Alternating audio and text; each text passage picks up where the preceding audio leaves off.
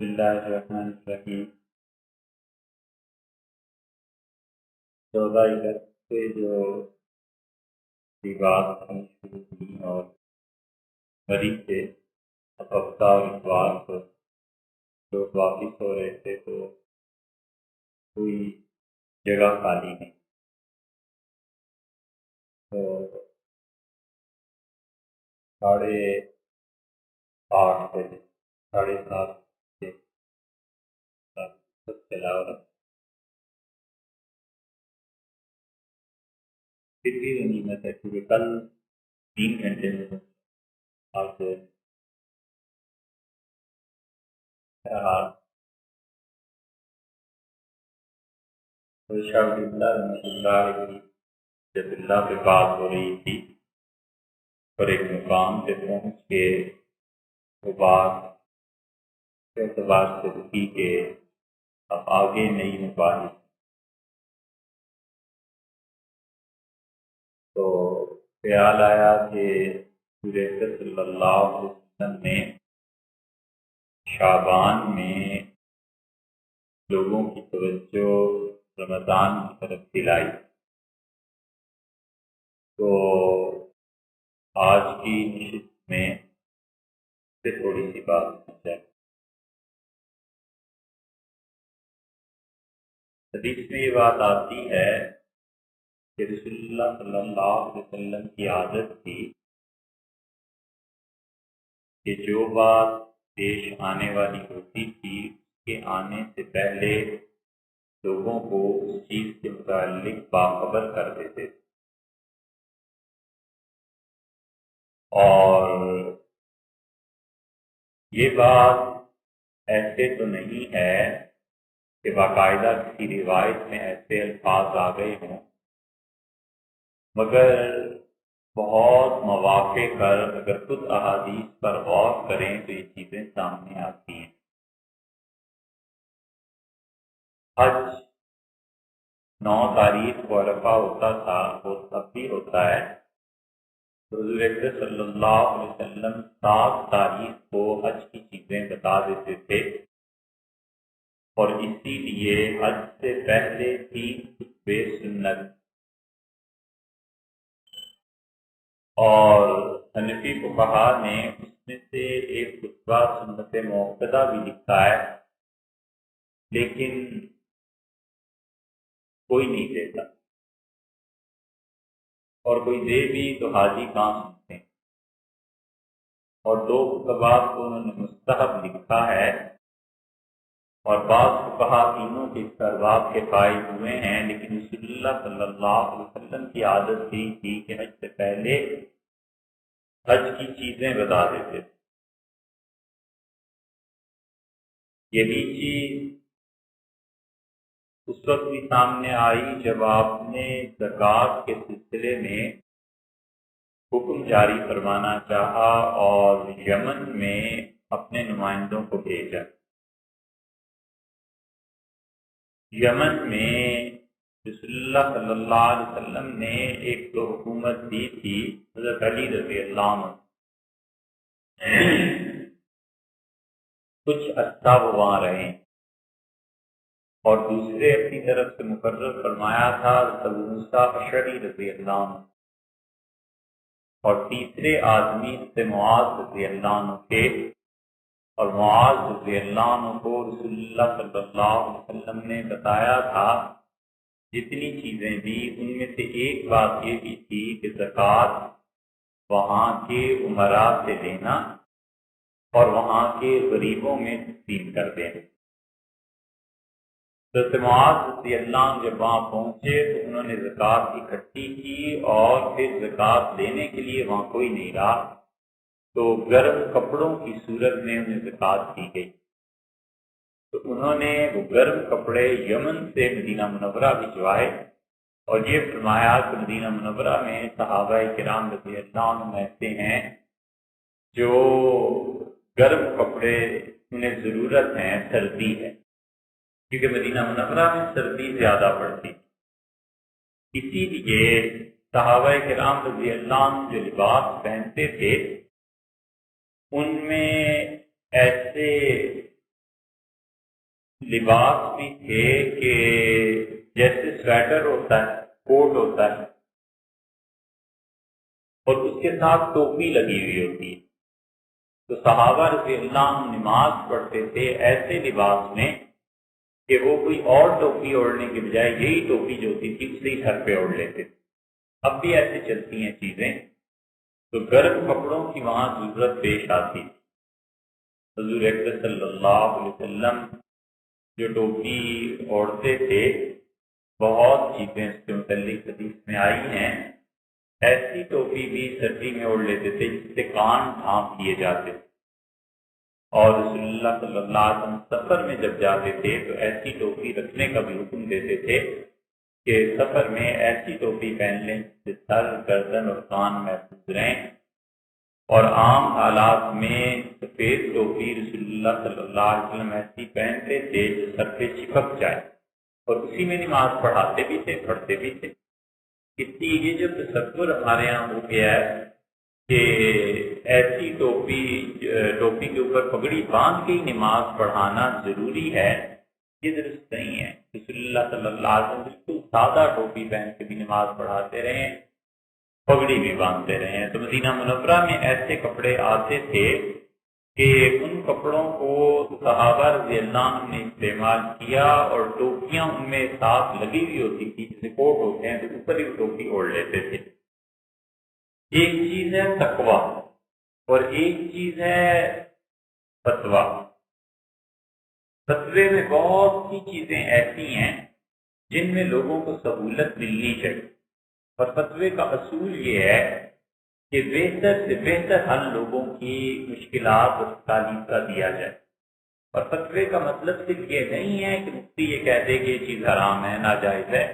فتویٰ صحیح طرح وہ ہے کہ وہ کہے کہ بھائی یہ چیز ناجائز ہے اور اس کے جائز ہونے کی یہ صورت ہے۔ جو اس کا کوئی جائز حل نہیں بتاتا وہ پورا مفتی نہیں ہے۔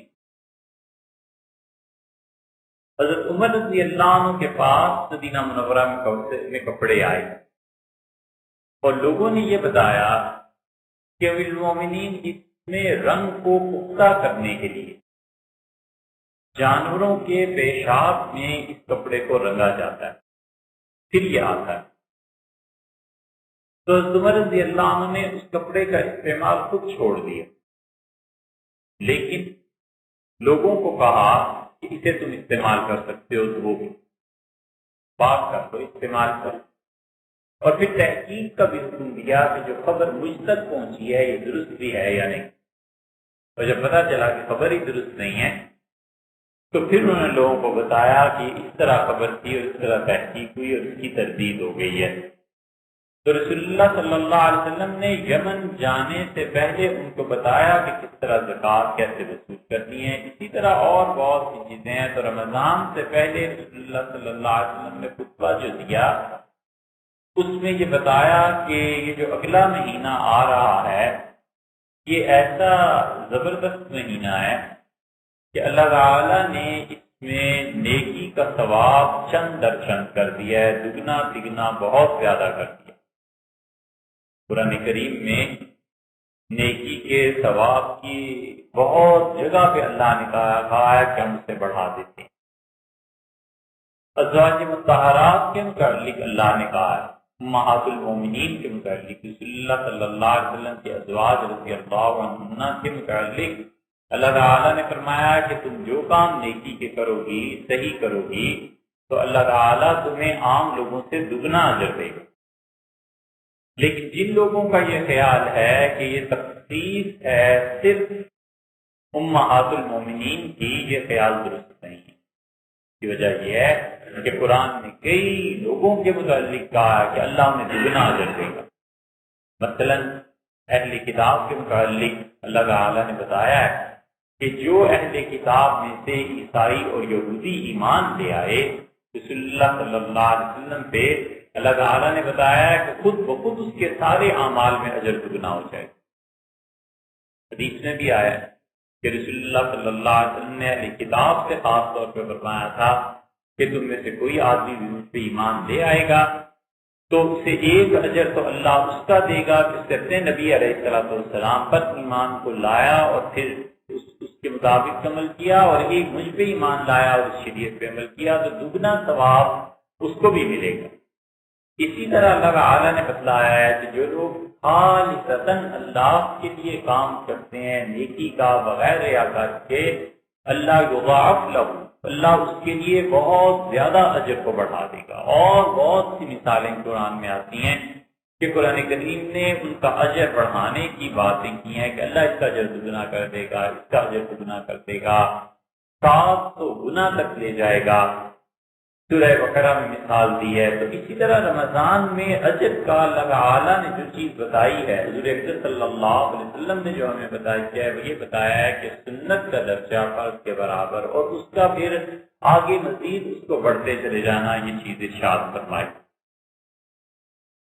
اور ہے بھی اس لیے کہ تسلسل کے ساتھ روزے رکھنا، اور روزہ ایسی چیز ہے جس کو اللہ تعالیٰ نے اپنے لیے پسند فرمایا ہے، تو لوگوں کا اجر بہت زیادہ بڑھا دیا ہے، حتیٰ کہ نفل کو فرض کے درجے میں پہنچا دیا ہے۔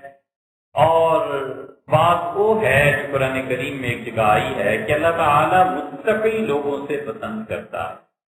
اس لیے رمضان میں نیکیوں سے بھی پہلے جس چیز کی ضرورت ہے وہ یہ ہے کہ آدمی متقی بنے، کیونکہ تقوی جتنا آ جائے گا اللہ تعالیٰ اعمال کو قبول کرے گا، اور اگر تقوی نہیں ہوگا تو پھر مسئلہ بڑا مشکل ہے۔ اور تقوی کا تعلق پوری زندگی سے ہے، وہ زندگی کے کسی ایک شعبے سے نہیں ہے۔ اس لیے بڑے بڑے لوگ قرآن کی اس آیت سے ڈرتے تھے اور وہ کہتے تھے کہ اللہ تعالیٰ نے کہا کہ متقی لوگوں کے اعمال کو قبول کرتا ہے، اور متقی لوگ ان کے اعمال اللہ کے ہاں پیش ہوتے ہیں، فرشتے ان کی لغزشوں کے لیے دعا کرتے ہیں معافی کی۔ تو تقویٰ بنیادی طور پر ایسی چیز ہے کہ اگر نہیں ہوگا تو پھر اعمال میں جان پڑنا، روح پڑنا یہ بڑا مشکل ہو جاتا ہے۔ اس لیے زندگی کے جتنے بھی عقیدہ ہے، اعمال ہیں، اخلاص ہے، اخلاص اور تقویٰ ملتی جلتی چیزیں ہیں۔ اس آیت کی شرح میں بڑے لوگوں کے واقعات لکھے ہیں کہ وہ تقویٰ کو تلاش کرتے تھے کہ تقویٰ کیا چیز ہے، اور تقویٰ کے ساتھ تھوڑی نیکی بھی بہت ہے، اور بغیر تقویٰ کے بہت بڑی بڑی نیکیاں بھی گویا کی کارآمد نہیں۔ حضرت عمر رضی اللہ عنہ نے لوگوں کو ایک مرتبہ تلقین کی، اور اس پورے خطبے میں حضرت عمر رضی اللہ عنہ نے سب سے زیادہ جس بات پر زور دیا وہ تقویٰ، اور انہوں نے بتایا کہ رسول اللہ صلی اللہ علیہ وسلم نے زبان کے متعلق ہمیں بتایا اور اپنی زبان مبارک کو پکڑ کے بتائی کہ دیکھو جہنم میں لے جانے والی چیز یہی ہے، یعنی انسان اس کی خطاؤں کی وجہ سے جہنم میں چلا جاتا ہے۔ مراد وہاں بھی یہی تھی کہ انسان ایک بات کو چھوٹی سی چیز سمجھتا ہے، لیکن وہ بات اتنی زیادہ بڑھ جاتی ہے، اتنی پھیل جاتی ہے، اتنی تباہی مچا دیتی ہے کہ آدمی کے باقی اعمال پر اس کا اثر پڑتا ہے۔ تو آدمی جب تقویٰ میں رہتا ہے تو پھر اس کی نیکیوں کا شہرہ بھی ہو جاتا ہے، اور اللہ تعالیٰ اس کے ذریعے بہت سے لوگوں کو ہدایت بھی دے دیتا ہے۔ ہمارے بزرگوں کا اصل جو درہ امتیاز تھا وہ یہ تقوی کہ متقی تھے، اور ایسے متقی تھے کہ مشتبہ چیزوں سے بچتے رہے۔ جس چیز میں شبہ پڑ گیا بس اس چیز کو چھوڑ دیا، اس چیز کے قریب نہیں گئے۔ یہ تقویٰ اللہ کے ہاں ان کی قبولیت کا باعث بنا، اور پھر اس کے بعد سارے معاملات ان کے سبب سے چلے گئے، حتیٰ کہ اللہ تعالیٰ نے دین کی بڑی خدمات ان سے دی۔ یہ ریاست ٹونک میں ایک محلہ ہے، اس محلے کا نام ہے قافلہ۔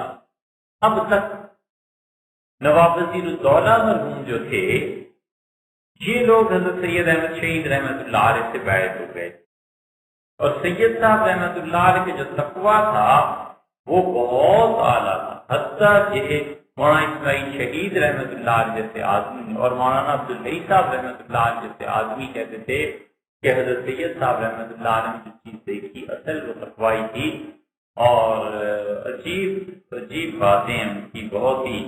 سید صاحب رحمۃ اللہ کے یہاں جب گئے تو انہوں نے کہا اور یہ لوگ اتنی استعداد کے تھے کہ مولانا اسماعیل شہید رحمۃ اللہ عنہ کا کہ حضرت نماز پڑھا دیں، نماز نہیں پڑھنی آتی۔ تو کہتے سید صاحب رحمۃ اللہ عنہ نے جب نماز کا کہا، 2 رکعتیں جو ہم نے حضرت کے کہنے پہ پڑھی، پھر وہ زندگی بھر ایسی 2 رکعتیں نصیب نہیں ہوئی، سرے سے کسی چیز کا اللہ کی حضوری کے علاوہ خیال ہی نہیں آیا، ایسا خشوع اور خضوع۔ وہاں عبدالحی صاحب رحمۃ اللہ علیہ کے بیٹے تھے، وہاں ان کو یوں صاحب مفتی تھے بھوپال کے، پھر یہ شاپ یہاں چلی گئی، بھوپال والوں کے پاس حضرت کی بڑی چیزیں پڑی ہوئی ہیں۔ سید صاحب رحمۃ اللہ علیہ کے تقوی ہی کا وہ ذکر کرتے تھے۔ نواب وزیر الدولہ مرحوم کہتے تھے کہ حضرت کا تقوی ایسا تھا کہ ہماری ریاست میں تشریف آوری جب ہوئی ان کے لوگوں کی، یعنی جو قافلے والے لوگ تھے ان کی، تو پھل نہیں کھاتے۔ نواب صاحب کو حیرت ہوئی کہ پھل بھیجتے ہیں تو چپکے سے وہ تقسیم ہو جاتے ہیں، پھل نہیں کھاتے قافلے والے۔ قافلے والے تھے کون؟ جو بالاکوٹ کی شہادت میں بچ گئے تھے۔ تو حضرت اپنی اہلیہ کو سید صاحب رحمۃ اللہ علیہ پیر پگاڑا جو تھے ان کے خاندان میں چھوڑ گئے تھے، اور حضرت نے فرمایا تھا کہ اگر کوئی ایسی چیز آ جائے تو پھر آپ وہاں چلی جائیں ریاست ٹونک۔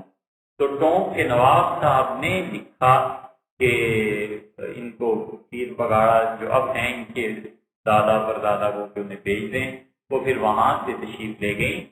تو نواب وزیر الدولہ اتنا احترام کرتے تھے خاندان کا کہ وہ 14 میل کے فاصلے پر ایک پوسٹ جو ہوتا تھا یا 12 میل ہوتا تھا، انہوں نے کہا جب سواری یہاں تک پہنچے تو بتائیں۔ جب پہنچی تو وہاں سے وہ انہیں ڈولی میں رکھ کے اور پیدل چل کے خود 3 اپنے دوستوں کے ساتھ ریاست میں لائے۔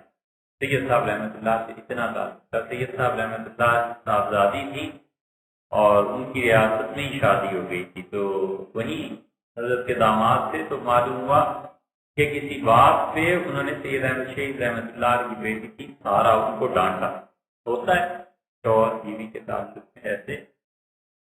نواب وزیر الدولہ مرحوم کو پتا چلا تو ان کے گھر گئے اور کہنے لگے کہ ان کے حضرت کے داماد کو بلایا اور عرض کیا، کہنے لگے حضرت میری بیٹی موجود، اگر دوسری شادی کرنی ہو تو میں حاضر ہوں اور وہ خادمہ کے طور پہ کام کرتی رہے گی آپ کے لیے، لیکن اس کو نہ ڈانٹے۔ سید صاحب رحمۃ اللہ کے ساتھ ایسا تعلق تھا، ایسی محبت تھی کہ زندگی انہوں نے بنا کر دی۔ اور وہ ایسے نہیں ہے کہ کوئی طاقت زور اور روب داب میں کم ہو، اتنی طاقت تھی نواب وزیر الدولہ کی کہ وہ ریاست کے جو دن تھا کوئی اس موقع پہ آئے تو لوگ کہتے تھے ہم نے دیکھا کہ نواب وزیر الدولہ نے اپنے دونوں گھٹنے گھوڑے کے ساتھ ملا کر دبایا گھوڑے کو، تو گھوڑے کی زبان باہر نکل۔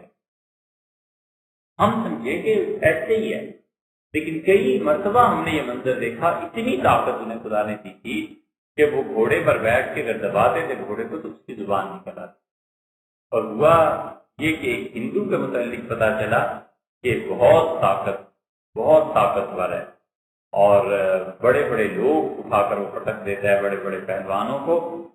تو نواب صاحب اس کا امتحان لینے گئے، نہ امتحان لیا اس کا، اس سے بلایا، وہ بھی کوئی تقریب تھی، اور تقریب میں سب نے نواب وزیر الدولہ مرحوم کو پیش کرنی تھی، نظر پیش کرنی ہوتی، اور نظر پیش کرنے کا مطلب یہ ہوتا تھا کہ ریاست میں کوئی نہ کوئی اچھی چیز کوئی دیتا تھا، پیسے دیتا تھا، کوئی بھی تحفہ دیتا تھا۔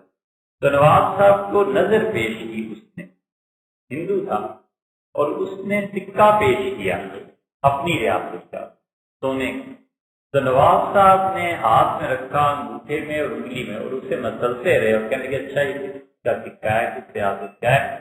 اور جب اس کے حوالے کیا تو اس پہ جو نقش و نگار تھے وہ مٹ گئے۔ ہندو سمجھ گیا کہ یہ اصل میں مجھے چیلنج ہے کہ طاقت، تو اس نے کہا حضرت یہ سکہ ہماری ریاست کا ہے اور ہمارے یہاں چلتا ہے، اور حضرت یہ لیجیے۔ 2-4 جملے کہہ کے اس نے سکے کو ہاتھ سے 2 ٹکڑے کر کے نواب وزیر الدولہ کو واپس کر دیا۔ تو نواب صاحب بھی بات میں ہنسے اور ہندو بھی ہنسا۔ اس نے کہا مقابلہ تو مناسب نہیں، لیکن انہیں بھی پتا ہے کہ میری طاقت، اور مجھے بھی پتا چل گیا کہ اتنی طاقت ہے اتنے طاقتور آدمی تھے، لیکن سید صاحب رحمۃ اللہ علیہ کے جو بالا کوٹ میں لوگ رہ گئے تھے، جب منتقل ہوئے تو پورا محلہ انہیں دے، اس محلے کا نام ہی قافلہ پڑ گیا۔ ان لوگوں سے وہ کہتے تھے کہ وہ لوگ پھل نہیں کھاتے۔ نواب وزیر الدولہ نے پوچھا کہ پھل کیوں نہیں کھاتے؟ تو انہوں نے کہا کہ آپ کی ریاست میں یہ جو پھل آتے ہیں، یہ درختوں سے جو اتارے جاتے ہیں تو اس سے پہلے ان کا سودا ہو جاتا، تو ان کی بیع مجہول ہوتی ہے۔ یہ جو مجہول بیع ہے، یعنی پتہ نہیں ہوتا کہ کتنا پھل کرے گا، پیسے اس سے پہلے ہی طے ہو جاتے ہیں، قیمت اس سے پہلے ہی طے ہو جاتی ہے، تو قیمت کے پہلے طے ہو جانے کی وجہ سے ہم اسے جائز نہیں کرتے، تو اس لیے ہم بازار سے کوئی پھل لیتے نہیں ہیں کہ یہاں پہ ایسے ہوتا ہے۔ تو نواب صاحب نے کہا سید صاحب رحمۃ اللہ علیہ ساتھ رہنے کا یہی اثر ہونا چاہیے تھا، اور پھر انہوں نے کہا کہ جو میرا ذاتی باغ ہے آئندہ سے اس سے پھل بھیجے جائیں، ریاست میں پھل خرید کے نہیں بھیجا جائے، یہ تقویٰ۔ ایک بات حضرت انور شاہ صاحب رحمۃ اللہ علیہ نے کی ہے، اور یہ بات حضرت ہی لکھ سکتے، بیع پر بحث کی ہے اس جگہ کہ خرید و فروخت کیا ہوتی، اور پھر انہوں نے یہ لکھا ہے کہ حنفی فقہا ایک قسم ہے بیع کی، خرید و فروخت کی، اسے ناجائز کہتے ہیں، اور وہ کہتے ہیں کہ جب تک اجرت واضح نہ ہو تب تک اجارہ معاہدہ حرام۔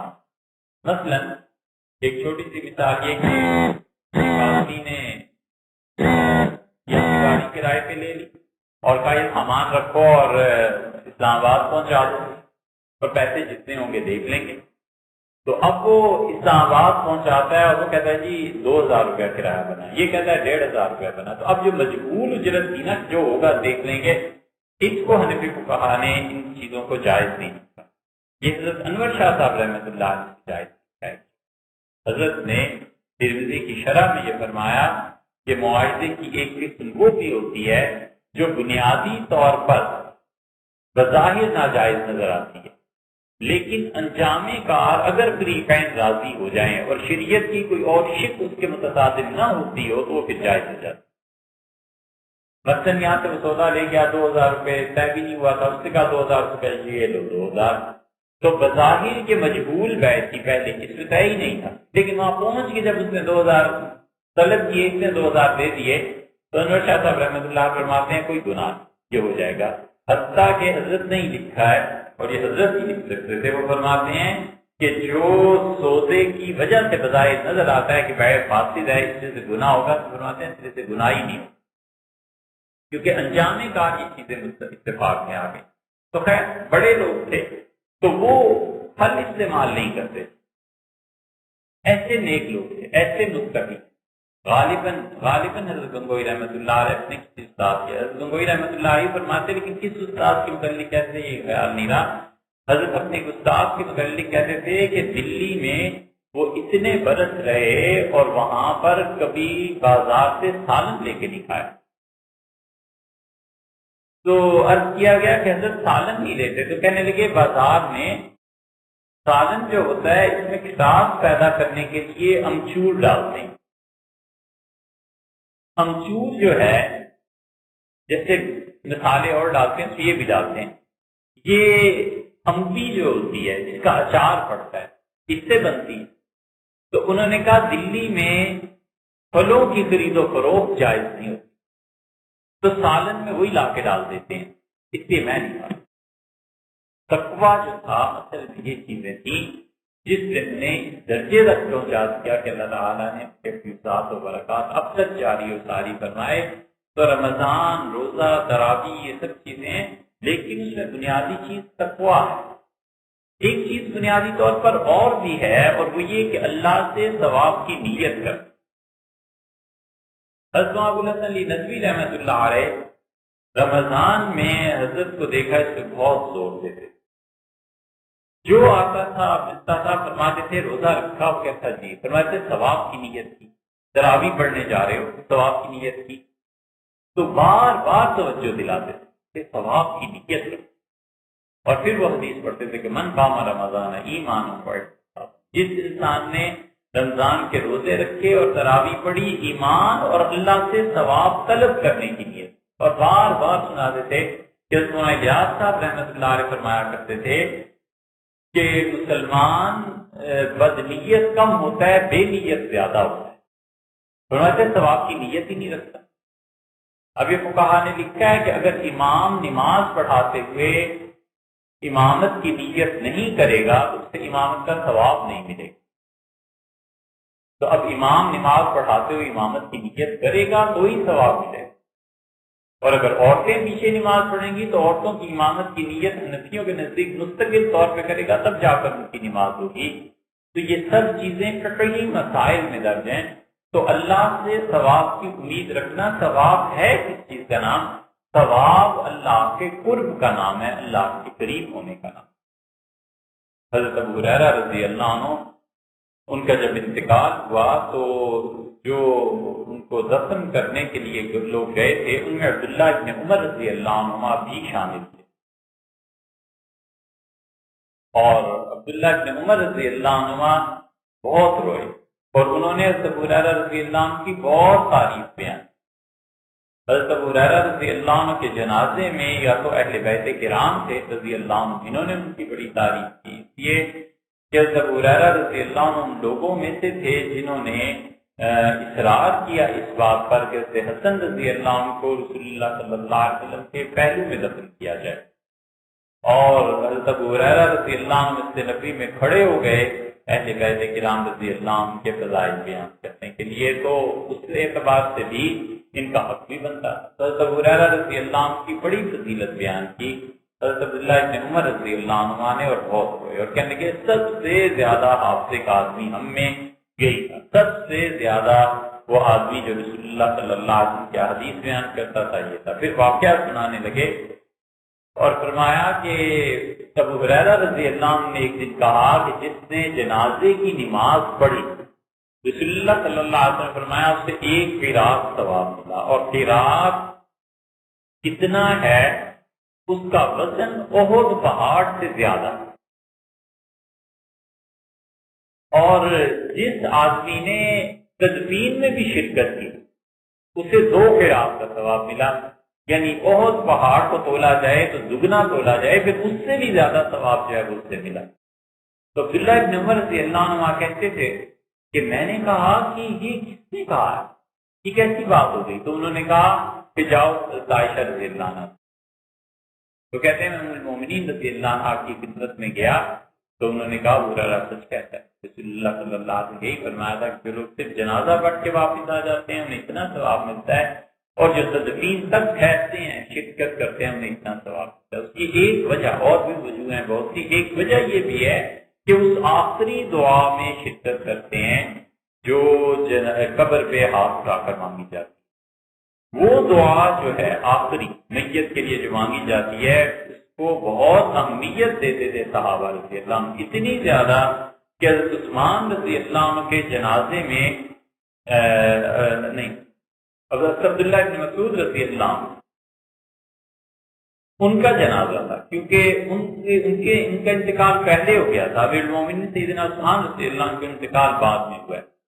ابن مسعود رضی اللہ عنہ کے متعلق بھی آتا ہے کہ جنازہ پڑھنے جاتے تھے اور دیکھتے تھے کہ لوگوں نے جنازہ پڑھ لیا تو دور سے کہتے تھے کہ دیکھو جنازے سے تو ہم محروم ہو گئے، اس دعا سے محروم نہ کر، اس دعا کو ٹھہر ہمیں پہنچنے دو. اور اسی طرح حضرت عثمان رضی اللہ عنہ کے متعلق بھی آتا ہے. اب وہ ابن مسعود رضی اللہ عنہ کے جنازے میں یہ واقعہ ہوا ہے یا کہاں ہوا ہے، لیکن آتا ہے کہ وہ پہنچے تو جنازہ ہو چکا تھا. تو پھر انہوں نے کہا کہ دیکھو یہ دعا جو آخری کر رہے ہو ہمیں اس سے معلوم نہ کرنا. رسول اللہ صلی اللہ علیہ وسلم یہ دعا مانگتے تھے. اسی لیے حافظ ابن حجر رحمۃ اللہ علیہ نے تصریح کی ہے اس بات کی، آثار لائیں اس پہ کہ ہاتھ اٹھا کر دعا مانگنا قبر پہ یہ آخری دعا جو ہوتی ہے رسول اللہ صلی اللہ علیہ وسلم ثابت ہے. تو حضرت ابو ہریرہ رضی اللہ عنہ کی حدیث بیان کی کہ 2 قرات اس کو ملیں گے. جو تدفین میں بھی شرکت کرتا ہے تو بڑے حیران ہوئے عبداللہ ابن عمر رضی اللہ عنہ. ان کا عائشہ رضی اللہ عنہ ان سے پوچھا، ان کا بالکل رسول اللہ صلی اللہ علیہ وسلم ابن عمر رضی اللہ عنہ بار بار کہتے تھے کہ افسوس ابو ہریرہ یہ حدیث میں نے آج سنی، ہم تو بہت کے رات سے جس سے معلوم ہے، ہمیں پتہ ہی نہیں۔ تو یہ صحابہ رضی اللہ عنہ میں ثواب کی حرص تھی، حرص اچھے معنی میں، یعنی وہ کہتے ہیں کہ ذرا ثواب کے کام کریں، نیکی کے کام کریں، اچھائی کے کام کریں۔ اسی لیے رسول اللہ صلی اللہ علیہ وسلم میں سے کوئی اپنے بھائی کو افطار کرا دے، اگرچہ وہ دودھ میں پانی ملا کر ہی افطار کرا دے تو اسے بھی اللہ اتنا ہی اجر دے گا جتنا روزہ رکھنے والوں کو دے گا۔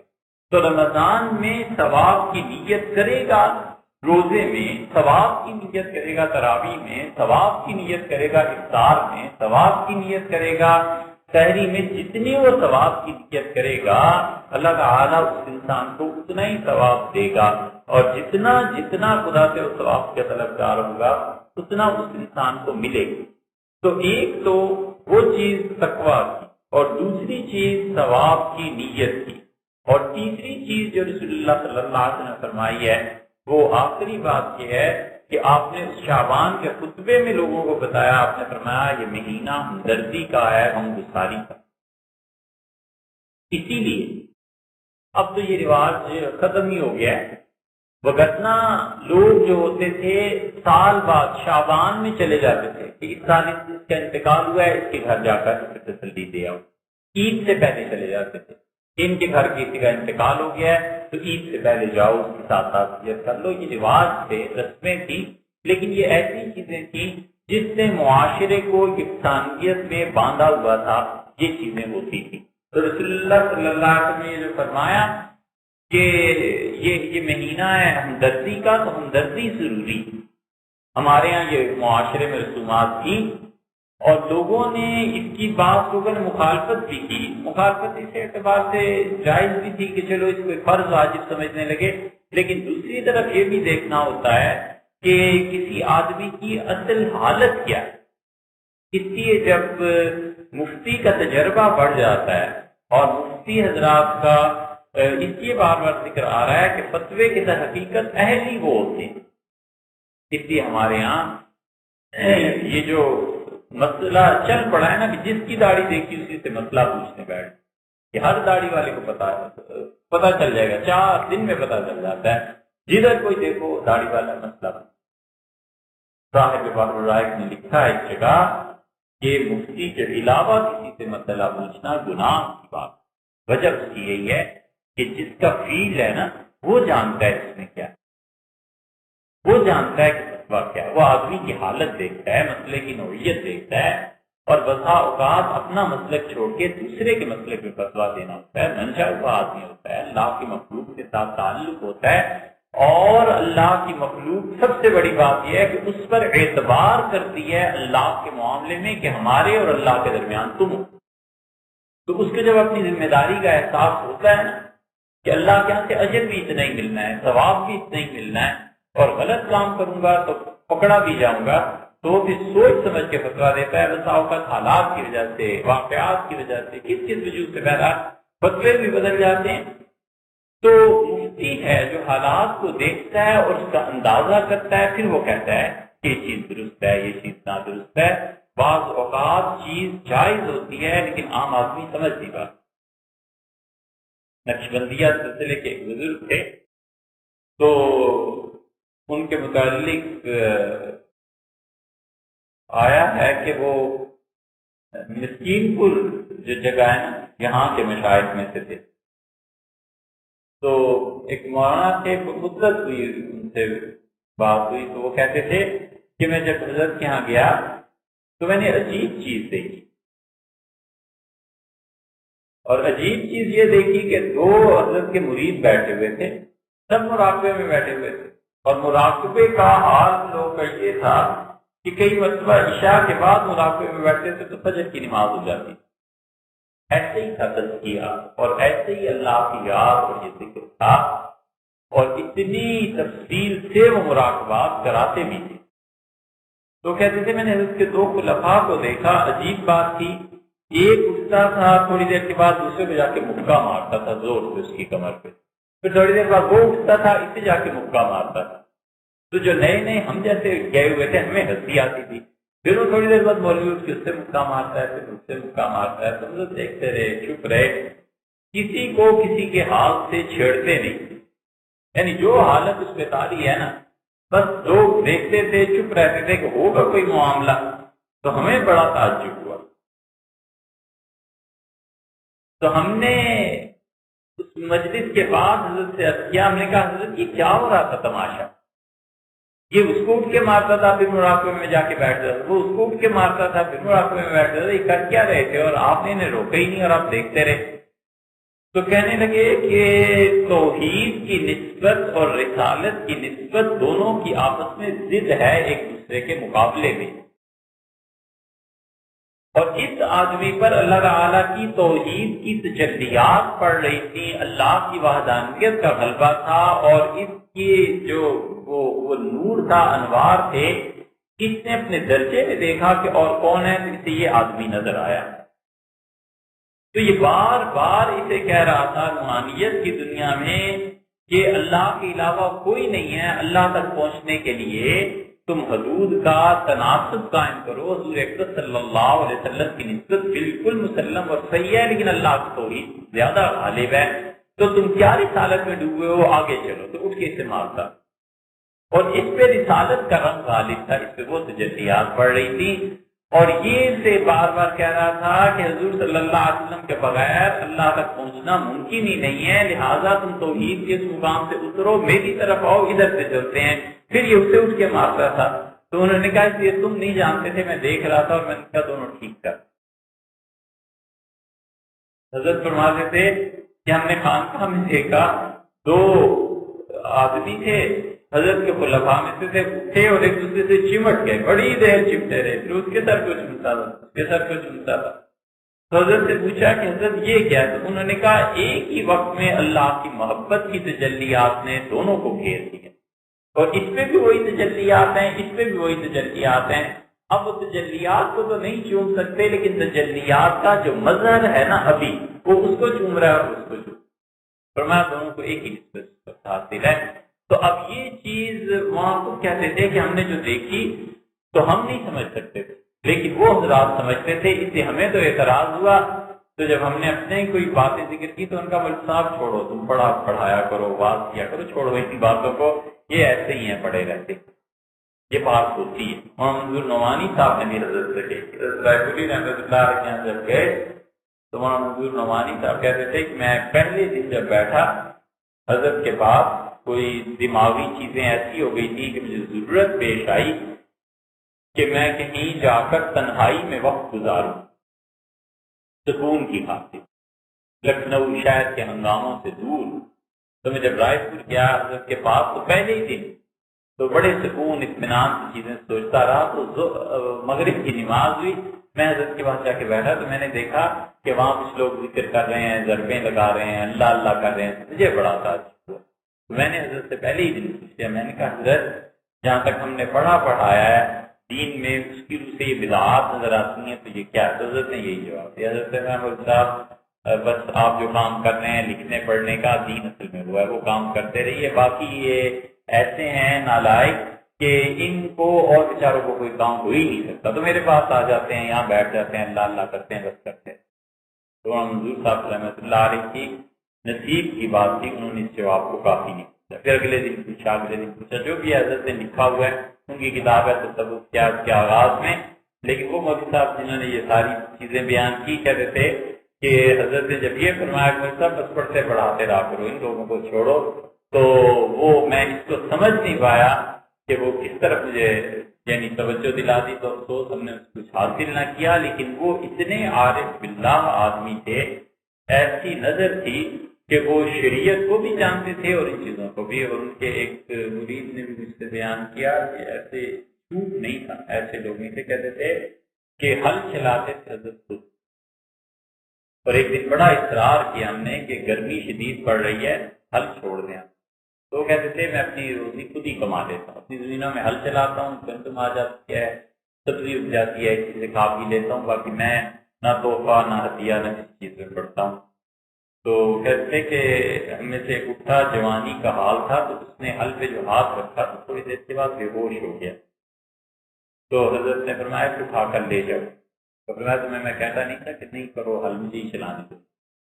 تو اس نے بعد میں پوچھا کہ حضرت ہوا کیا میرے ساتھ؟ میں نے جب اس حل پہ ہاتھ رکھا تو انوار نے مجھے گھیر لیا، ہر طرف سے نور برس رہا تھا اتنا زیادہ کہ میں تو اس نور کو دیکھ کے بے ہوش ہو گیا. میں نے تو زندگی میں ایسے نہیں دیکھا. تو انہوں نے کہا بیٹے میں اتنا جو حل ہے نا، یہ اتنا کتاب، اس پہ جب حل چلاتا ہوں تو اس حل چلانے میں 1.5 لاکھ کے قریب اللہ تعالیٰ کا نام لیتا ہوں، اس میں یاد کرتا ہوں، 1.5 لاکھ مرتبہ اللہ کو یاد کرتا ہوں. تو کہتے تھے کہ واقعی جو آدمی حل چلائے ایک ٹکڑے پہ کسان اور 1.5 لاکھ مرتبہ اس میں اللہ کو یاد کرتے، یہ ہماری سمجھ سے بالا چیزیں تھیں مگر یہ چیزیں تھیں. تو وہ لوگ ایسے تھے کہ وہ اب بظاہر ہمیں سمجھ میں نہ آئے لیکن چیز تھی. تو یہ جو مہینہ رسول اللہ صلی اللہ علیہ وسلم نے فرمایا نا ہمدردی کا ہے لوگوں سے، بات تو اس پہ تھی کہ ہمدردی اور مسلمانوں کے ساتھ تعلق. اس میں سے ایک چیز یہ بھی ہے کہ بہت سی چیزیں بہت سے لوگ کی نہیں سمجھ میں آتی، چھوڑ دے نہ اس تحقیق اور جستجو میں پڑے. ایک آدمی روزہ نہیں رکھتا، اس کے ساتھ بھی ہمدردی کسی اور طرح سے ہو سکتی ہے. ضروری نہیں ہے کہ اسے بدنام ہی کیا جائے کہ روزہ نہیں رکھتا، ایسے کرتا ہے ایسے کرتا ہے اور ایسی چیزیں. روزہ فرض روزہ، اب نام کیا لینا کسی کو ان کے متعلق بدگمانی نہ ہو. ایک آدمی ان کے پاس آیا، اس نے کہا حضرت مسافر ہوں، یہاں آیا ہوں اور رمضان کا فرض روزہ خانقاہ میں بزرگ بیٹھے ہوئے تھے. تو اس نے کہا حضرت یہاں آیا ہوں اور مسافر ہوں، کھانا چاہیے، کھانا نہیں ملتا. تو انہوں نے کہا بھی جاؤ ہمارے گھر سے کھانا لا. تو جب کھانا رکھا گیا اس نے کہا حضرت کھانا آپ ہی میرے ساتھ کھا. انہوں نے کہا میں کھانا کھا لیتا ہوں لیکن کھانے کے بعد جو میں کہوں گا اس سے تم بھی مانو. اس کا اصرار بڑا تو انہوں نے کھانا کھانا شروع کر دیا. اب رمضان کا فرض روزہ جو مریدوں نے دیکھا تو بہت سے اٹھ کے چلے گئے. انہوں نے کہا ایسے چیز کے پاس کیا بیٹھے ہیں، دیکھو یار رمضان کا روزہ فرض روزہ کھانا کھا رہے ہیں. تو جب کھانا کھا چکے تو انہوں نے کہا کہ اب میری بات مانو گے؟ اس کا جی. تو فرمانے لگے عیسائیت سے توبہ کر. کا ہوش ہو گیا، چپ ہو گیا اور کہنے لگا حضرت میں نے بڑی بڑی مسجدوں میں امامتیں بھی کی، مسلمانوں میں رہا، نمازیں پڑھاتا رہا، لیکن میں حقیقت میں واقعی عیسائی. میں نے کہا کہ بس توبہ کر تو مسلمان. کہا اچھا آؤں گا. کوئی عیسائی تھا سچا، گیا جو بھی محکمہ ہوگا استعفیٰ دے کے آیا اور آ کر پھر کہا حضرت اب مرید ہوتا ہوں، بس اب مجھے مسلمان. تو رہا پھر جو مراتب اس کے مقامات ہوئے. لیکن وہ جو مرید تھے وہ واپس جب آئے تو ان کا حضرت فرض روزہ توڑ دیا. تو انہوں نے کہا فرض روزہ اسی لیے توڑ دیا کہ مجھے پتا تھا کہ اس نے میری اگر بات مان لی تو یہ کفر سے نکل کے اسلام میں آ جائے گا اور مجھے کیا 2 مہینے کے روزے رکھنے پڑیں گے. بوڑھا آدمی میرے لیے کیا ہونے کے لیے 2 مہینے روزے رکھوں گا، میں تو ویسے بھی روزے رکھتا رہتا. اور روزے کی طاقت نہ ہوئی تو 60 مسکینوں کو کھانا کھلانا کیا مشکل ہے، لنگر چل رہا ہے وہ بھی کر لیں. اور فرمانے لگے کہ اگر ایسے شہباز آتے رہے نا، ایسے شکار میں ملتے رہے تو پورے رمضان کے روزے ایک ایک کر کے توڑنے کو تیار ہوں، بشرطے کہ لوگ کفر سے اسلام کی طرف آتے. تو عیسائی تھا، مسلمان ہو گیا اور بڑے مراتب کا آدمی بنا.